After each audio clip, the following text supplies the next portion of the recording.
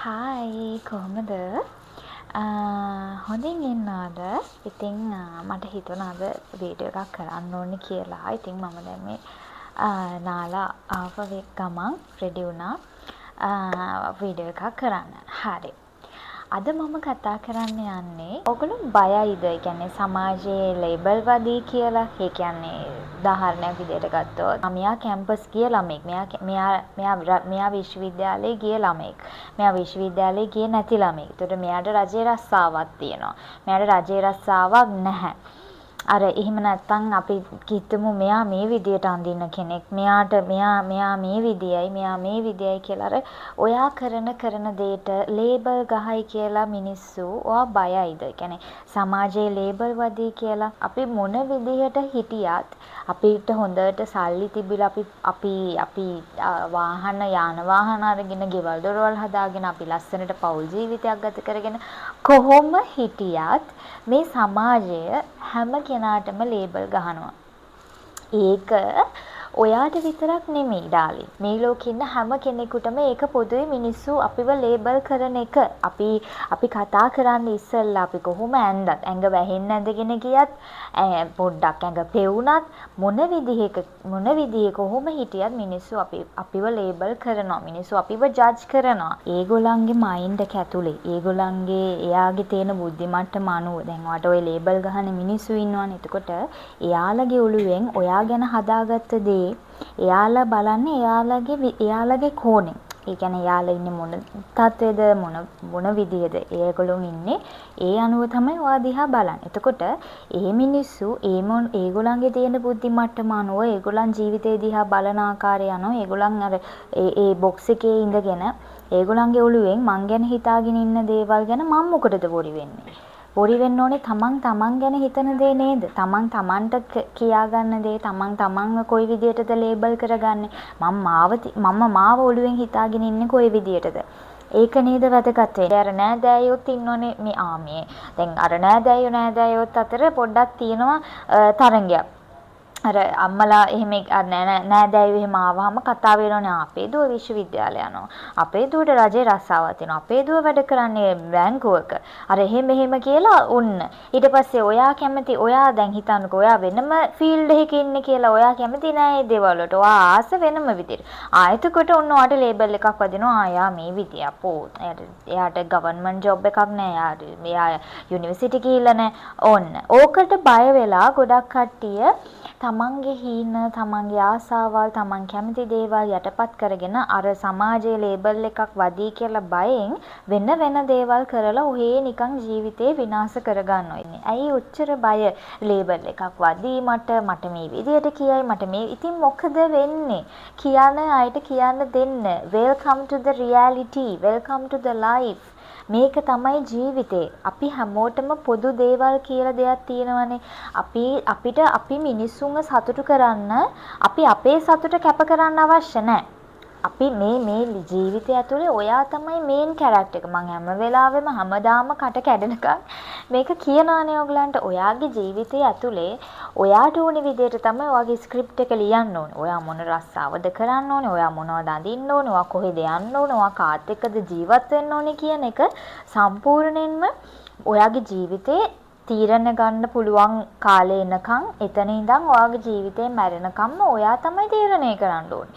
සමාජයේ ලේබල් දැන් බලන්නකෝ උදාහරණයක් විදිහට අපි දකිනෝනේ සමාජයේ මිනිස්සු කොච්චර ලේබල් ගැහුවත් ඒ මිනිස්සු වැටෙන්නේ නැහනේ. ඒ මිනිස්සු ඒ වචන වලට බය නැහැ.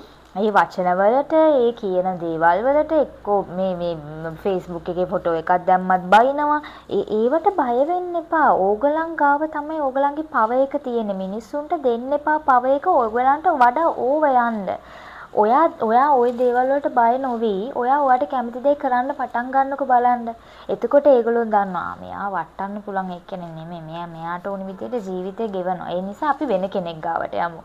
අර සමාජයේ බලන්නේ එහෙමයි. අර හොඳට නිකන් ලස්සනට දියුණු වීගෙන ලස්සනට ජීවත් වෙනවා එහෙම දැක්කොත් කාව හරි යන්නට අග්ගල මේ මිනිස්යාව මොන හරි කියලා මේ කියන්නේ වටන්න හදනවා ලේබල් ගහනවා පුළුවන් තරම් දේවල් කියනවා අර එහෙම ඉතින් ඒවට අපි බය වෙලා අයියෝ මෙහෙමයි ඒව ගණන් ගන්නතු ඉන්න දැනෙන්නේ නැහැ වගේ ඉන්න. ඕගලන්ට කරන්න තියෙන එකම දේ ඒක තමයි. ඔයා ඔහොම නෙමෙයි කොහොම කිව්වත් මාව වටන්න බෑ. ඔයා ඔහොම නෙවෙයි මාව කොහොම ලේබල් කරත් මම කරන්නේ මට ඕන දේ. සමාජයට ඕන විදිහට අපි ඉන්නේ. ඇයි මොකද? ඇයි මොකක්ද වෙන්නේ? අපිට එකෙන් බෙනිෆිට් එකක් ලැබෙනවද? අපිට අවශ්‍ය දේවල් ලැබෙනවද? අපිට මොන හරි දෙනවද? එහෙම කිසිම දෙයක් බෙනිෆිට් එකක් නොලැබෙන දෙයක් වෙනුවෙන් ඇයි ඔයාගේ සතුට කැප කරන්නේ? පොඩ්ඩක් හිතලා බලන්න. යම් කිසි දෙයක් පොඩ්ඩක් හරි සලකා බලන්න තිබුණා මට ඒකෙන් බෙනිෆිට් එකක් ලැබෙනවා නම්. හැබැයි ඒගොල්ලන් කියන දේවල් වලින් මං ඒ දේ කරා කියලා ඒගොල්ලන්ට ඕන දේවල් මං කරා කියලා මට ඒකෙන් කිසිම බෙනිෆිට් එකක් ලැබෙන්නේ නැත්නම් ඇයි මං ඒගොල්ලන්ට ඕන දේවල් කරන්නේ? එහෙම ඔයා හිතන්න. ඔයාගේ මයින්ඩ් එක එහෙම චේන්ජ් කරගන්න. බය වෙන්න එපා ලේබල් එකක් වදී කියලා. එහෙම වෙන්න එපා. ඔයාට ආස දේ, ඔයාට කැමති දේ, ඔයාට ඕන දේ කරන්න. මොකද මේ ඒකෙන් ඒ තැනින් උඩට යන්න ඕනේ. මොකද අපිට එක තැනක් එනවා සමාජයේ ගල් ගහන, අපිව වටන්න හදන, අපිව පල්ලෙහාට දාන්න හදන.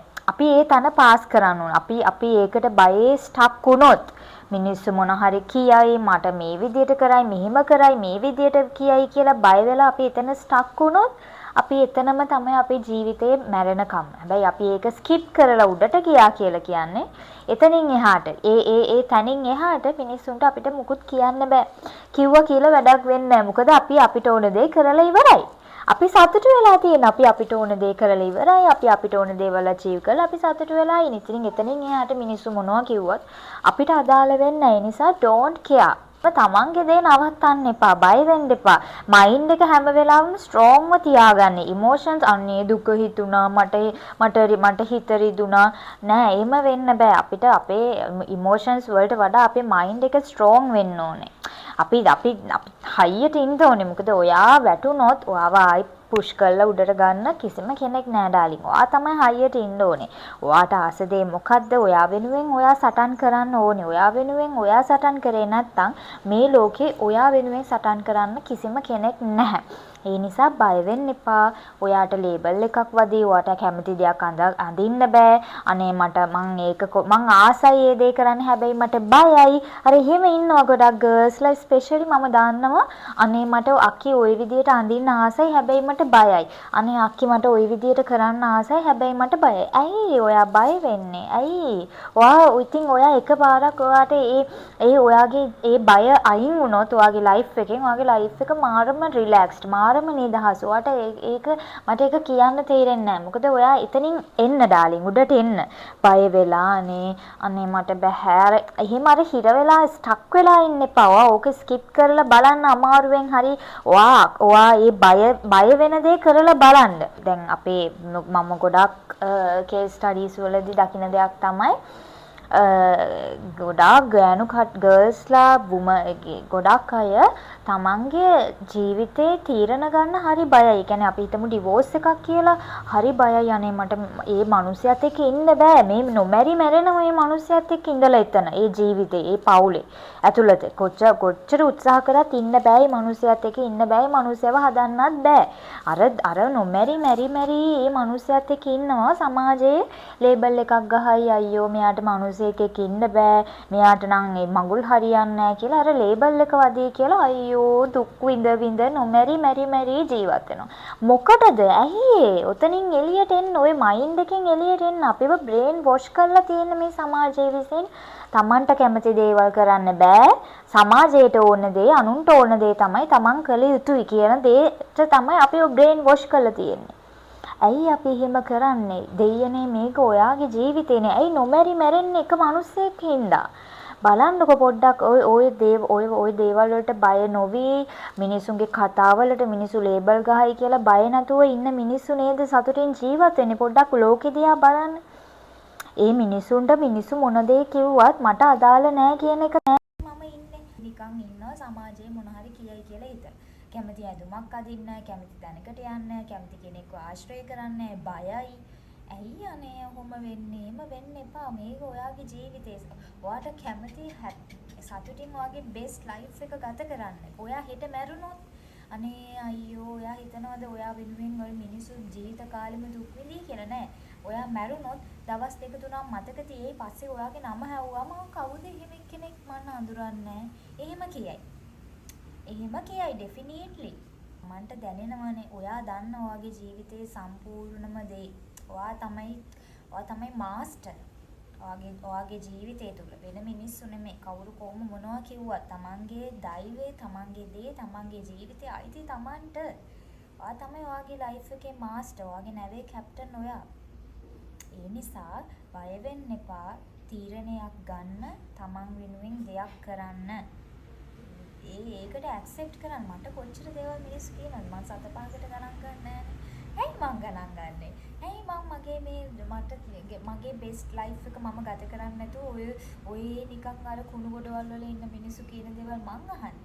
හොඳට බලන්න දියුණු වෙලා ලස්සනට ඉන්න මිනිස්සු කවදාවත් තව මිනිස්සෙක්ව කන්ට්‍රෝල් කරන්න යන්නේ නැහැ. තව මිනිස්සෙක්ව ලේබල් ගහන්න යන්නේ නැහැ. යාලට වැඩකුත් නැහැ.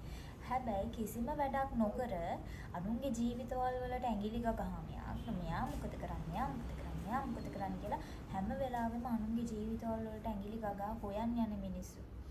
ඒ වගේ මිනිස්සු තමයි අපිව ලේබල් ගහන්නේ සමාජයේ විසින්. ඒ නිසා ඒවට බය නොවි ලස්සනට ඔයාගේ බෙස්ට් ලයිෆ් එක ගත කරන්න. ඒක තමයි මට කියන්න ඕනුනේ. එහෙනම් මම හිතනවා ඔයාලට පොඩි හරි අයිඩියා එකක් එන්න නැති කියලා. ඔයාලට මොන හරි ප්‍රශ්නයක් ගැටලුවක් අහන්න දෙයක් තියෙනවා නම් මට කමෙන්ට් එකක් දාන්න. එහෙම නැත්නම් මට Instagram එකෙන් මැසේජ් එකක් දාන්න. මම අනිවාර්යෙන් රිප්ලයි කරනවා. එහෙනම් thank you so much මගේ වීඩියෝ එක බැලුවට. මම ඔයාලට ගොඩාක් ආදරේ.